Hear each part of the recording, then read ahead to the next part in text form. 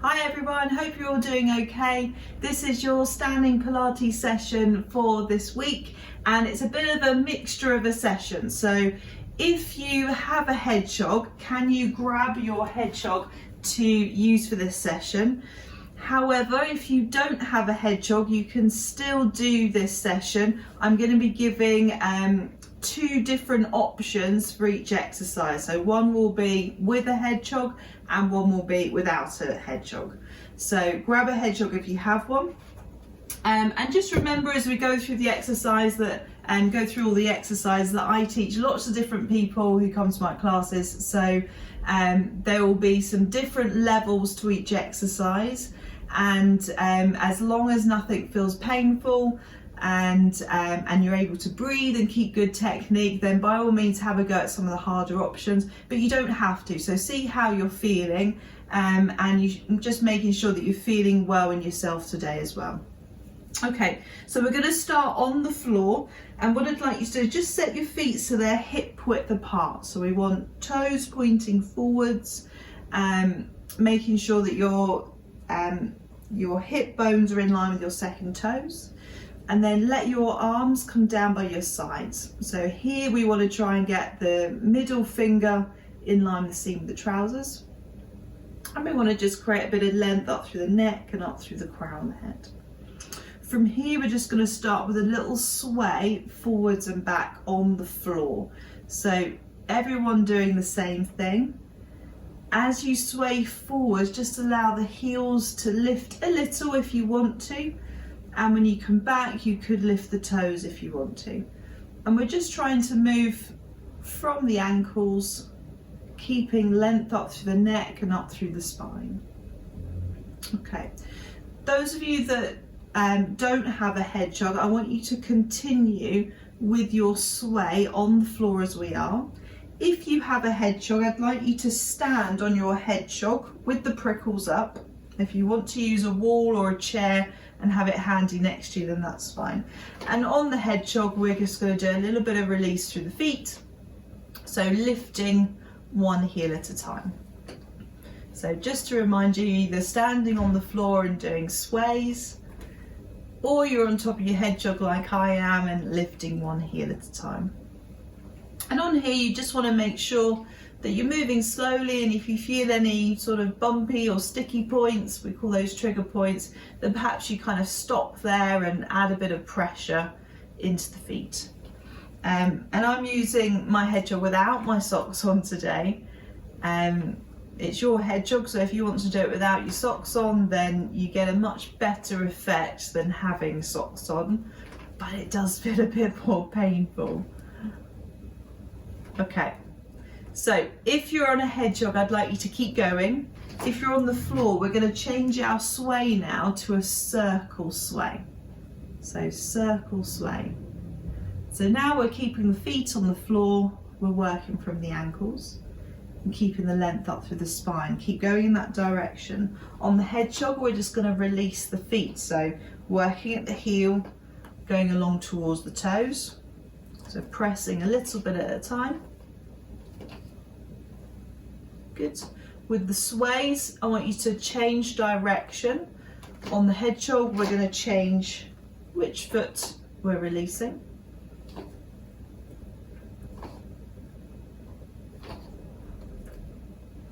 Good. And once you've done both feet and once you've swayed in both directions, just come and step off of your head jog, or give your legs a little bit of a shake out.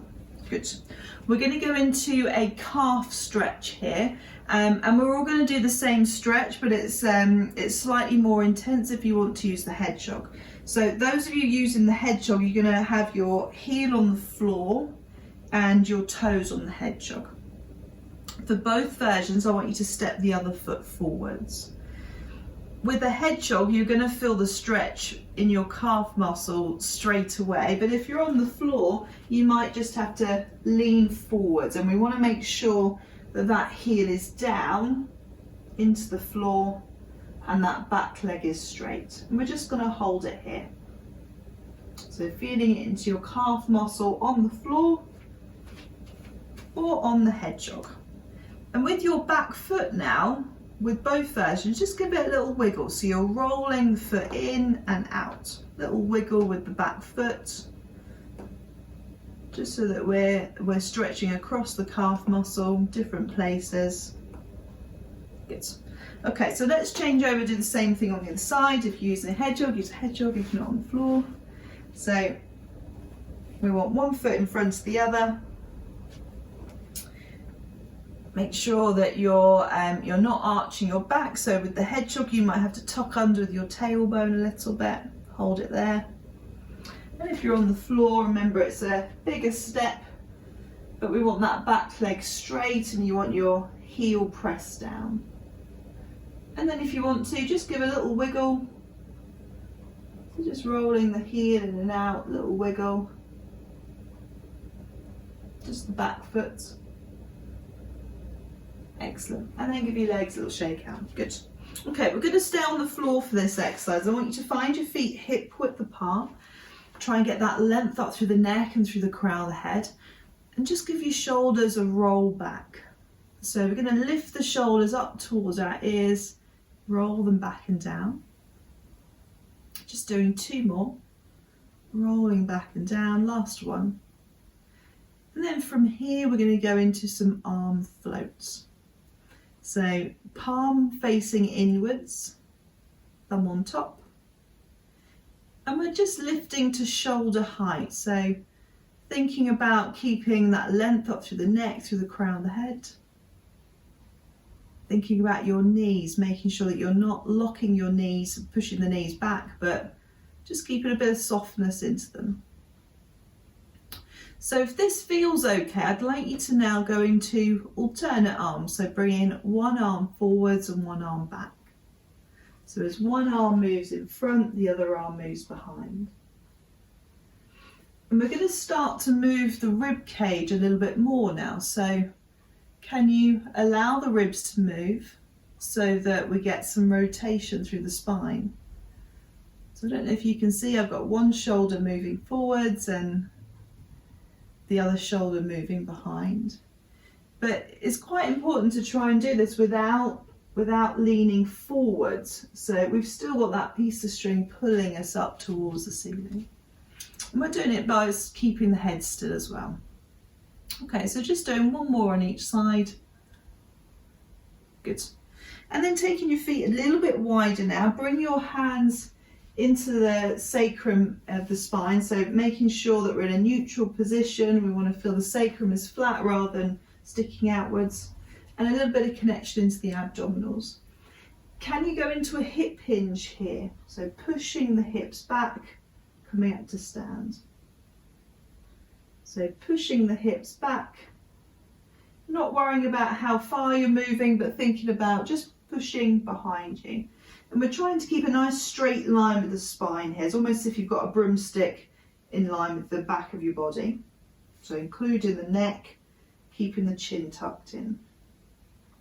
And then if it feels okay, could you make it into a squat? So bending the knees as you come down. I think that's the first time I've done a squat in a long time that my ankle or knee hasn't clicked on the first one. It's a good thing. We're going to do 2 more squats. Last one.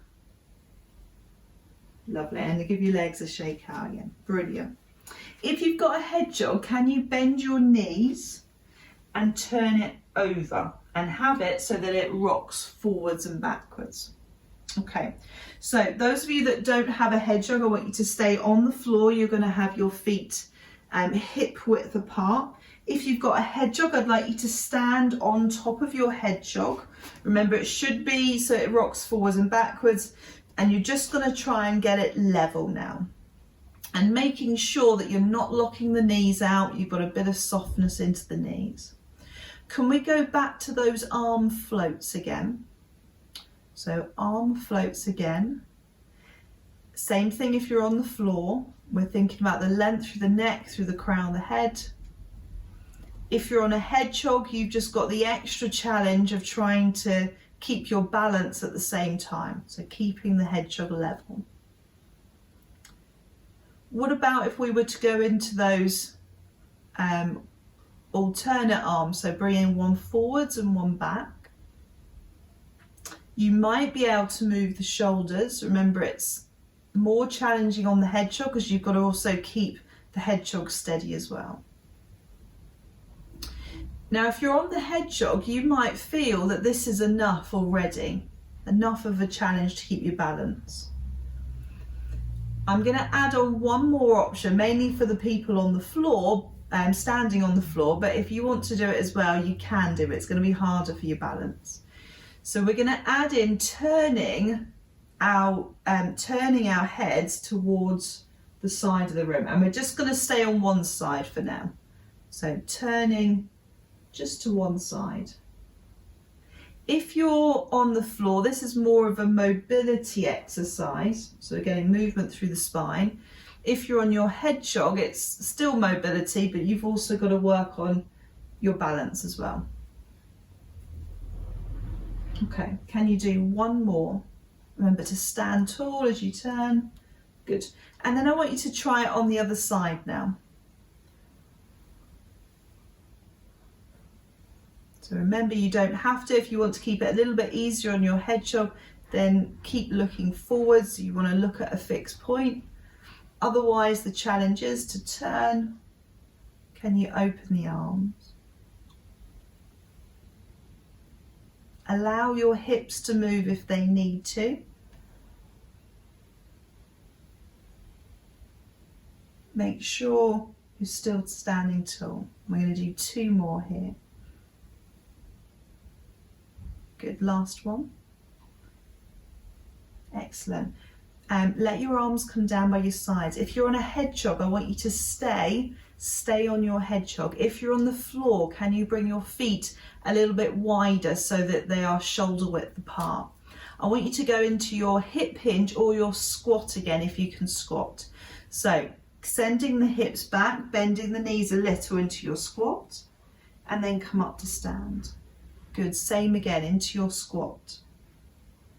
So we're doing the same thing on the head jog as on the floor. The head jog though is just working balance a little bit more because you've got to keep your head jog steady. You can do whatever you want to do with your arms. They can stay by your sides, across the chest, behind your back. You could add in some fancy arms if you want to, your choice.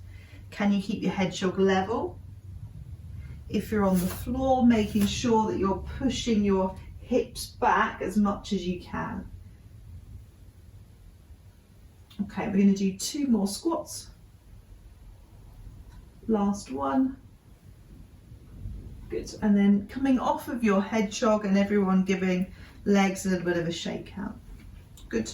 Just keep your feet hip width apart, soften the knees a little. Can you go into a little side bend just to release the spine now? So starting it small, just allowing your arm to slide down each side of your body. Remember here, we want to avoid any leaning forwards or back. So imagine you've got a pane of glass in front and behind you, so you can only move side to side. We're just going to do one more each way. Lovely, well done. Okay, we're going to do a little bit of travelling forwards here. So make sure you've got some space in front of you. So feet again are hip width apart. Arms are where you want them to be, across the chest, by your sides. You might even hold your hips. From here, I'd like you to step forwards with one foot, and then we're going to bring it back. And then do the same on the other side. Step forwards and bring it back. So for now, everybody practicing on the floor, stepping forwards and bringing it back. I want you to keep going, but I'm going to turn sideways so you can see what I'm doing. We've done this in a few videos over the last few weeks, and what I'm trying to get you to do is really work on striking your heel down first. So striking the heel down first. And there's a little bit of weight transfer as well. So I'm also swaying forwards. I'm bringing more weight into that front leg. Okay, so if you're somebody that's on the floor, I'd like you to keep going with that step forwards with your heel strike. Otherwise, we're going to stand on our hedgehogs. I'm going to stay sideways so you can see. So your hedgehog still rocks forwards and backwards. I'd like you to stand on top but have your feet closer together now. You can use a wall if you need to keep steady. So with the hedgehog, we're going to step forwards and then you're going to step back on your hedgehog. Bit tricky. Try it on the other side, step forwards and then step back on top of your hedgehog. So you'll notice, I'm going to have my feet a little bit wider so you can adjust if you need to. You'll notice that when you step forward off of a hedgehog, it's not a heel strike anymore. So it's my toes, the ball of my foot that touch down first. So you don't need to strike your heel if you're using a hedgehog. But I want you to try and get your hedgehog to move behind you. So let it tip forwards. You can use a wall, remember, to keep steady if you need to. But it's fine if you're feeling a bit wobbly. I am at the moment. Okay, can we all do 2 more on each leg, stepping forwards? Good, last one. And then coming off of your hedgehog, stepping down, give your legs a little shake out. Well done. Okay, standing on the floor, we'll all do the same together. Feet hip width apart. And I want you to just go into a little sway from side to side. In fact, let's hold the pelvis as we do this, holding onto the top of the hips. And keep your sway really small, so you just feel as though you're keeping level across the top of your trouser band, as if there's a shelf here. Okay, 1 more on each side. Good.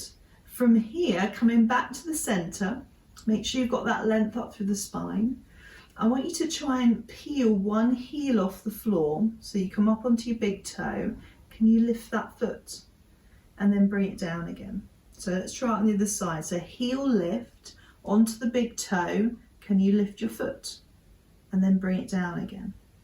So you'll notice that that sway that we just practiced is happening here. So without me telling you to do it, your body should automatically sway from side to side. Now you might find that this is enough of a challenge at the moment on your balance. So I want you to stay doing this if you're feeling as though it is a challenge. And we're working on keeping the hips very level. If your hip is hitching, make it smaller. Otherwise, harder option, we're going to come up higher into a knee lift. So the knee is almost in line with the hip. Think about keeping the hips level again. If your hip is starting to hitch on one side, I want you to go back to the first part we were doing, just lifting the foot. Okay, so we're going to do 1 more on each leg. Good. And then once you finish, just giving your legs a little bit of a shake out again. Brilliant. Okay, staying on the floor, could you go back to our step forwards again? So on the floor, for everyone, we had that heel strike on the floor. So stepping forwards, heel strike. Ooh, my notes have fallen down. So as you step forwards, we've got our heel strike on the floor together.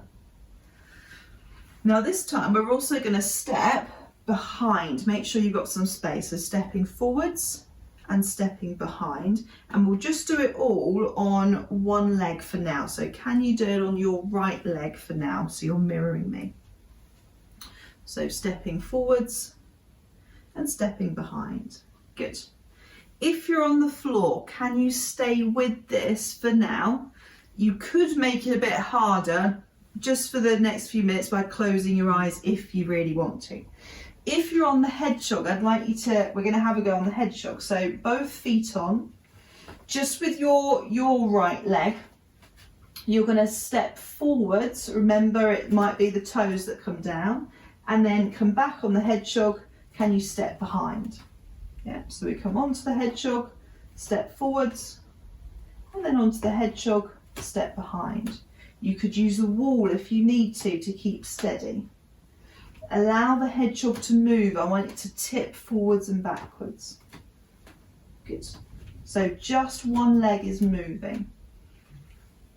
Now you might find that this again is enough of a challenge on your balance. Yeah, so keeping the chest up, keeping the head up, keeping your balance. If you want to make it a little bit harder, can you lift your knee up? Lift your knee up. So we're adding in our knee lift that we were just doing. If you're on the floor, we can do the same thing. Stepping forwards and then back, lift the knee, and then step back, lift the knee. So doing everything on one side for now. Remember, trying your best to keep your hips level as you do this. Could we all do one more? Forwards and back. And then step off your hedgehog, give your legs a little shake out. Well done. How did you do? You know you've got the other side to do yet. So we'll just have a little release through the spine and then we'll do the other side to finish. Let your arms come across the chest. Just allow the shoulders to move a little from side to side. So another rotation of the spine, but can you do it without your head moving? Good. So we'll do the other leg in a moment, but we'll try and build it up again like we did before. So we'll just do the stepping first and then we'll try it with the knee lift. Okay, so other side, you're either on the floor or you're back on top of your hedgehog again, standing with both feet on. Other leg, so your left leg this time is going to step forwards and step behind. So just the left leg forwards and behind. If you're on the floor, remembering that as you step forwards, we want a heel strike. That's the difference. On the floor, we heel strike forwards. If you are on your hedgehog, remember as you step forwards, you're not going to get that heel strike. You're just going to perhaps feel your toes have to go down. I did the wrong leg then. Feel like I've come up with a new exercise suddenly. So where was I? Stepping forwards and then stepping back. Stepping forwards and then stepping back. Yep.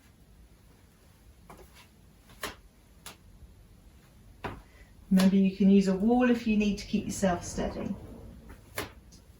Now, if you added in the knee lift on the other side, we really should do the same here as well, so that we've got some balance in the body. So, lifting the knee up and then down. Up and then down. So you're almost stepping over the top of your hedgehog. If you're on the floor, it's the same thing. So making sure that we're lifting that knee up and then bringing it back. Lifting the knee up, bringing it back. Making sure with both versions you're keeping your chest up, trying your best to keep the hips level, but it's fine if you wobble a little. So we'll do one more there and back. Last one, whoop, and then stepping off your hedgehog again. Good.